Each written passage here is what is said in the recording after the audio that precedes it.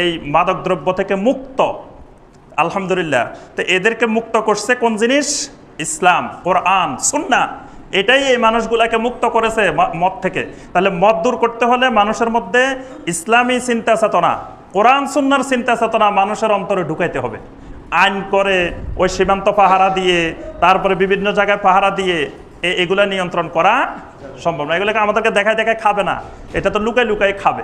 তো এগুলো আমি কি প্রত্যেকের ঘরে ঢুকে ঢুকে এটা পাহারা দেওয়া সম্ভব? এটা মানুষের ভিতরে এমন জিনিস জাগায় দিতে হবে যে সে সর্বক্ষণিক মনে করবে যে পুলিশ দেখতেছে না, দুনিয়ার কোনো শক্তি দেখতেছে না, গোয়েন্দা দেখতেছে না, ইন্নাল্লাহ মাআনা, আমার আল্লাহ দেখতেছেন, এবং আমি মৃত্যুর পরে আল্লাহর কাছে জবাবদিহি করতে হবে। এই চিন্তাটা ভিতরে ঢুকাই দিতে হবে। এইটা যার ভিতরে ঢুকছে, তারে যদি আমরা টাকা দিয়েও খাওয়াইতে চাই তাও সে খাবে না।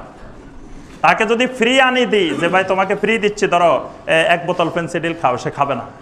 কারণ হলো তার ভিতরের তাকে পাহারা দিতেছে। ওই বাহিরের পাহারা দিয়ে কিছু করা যায় না, আসল পাহারা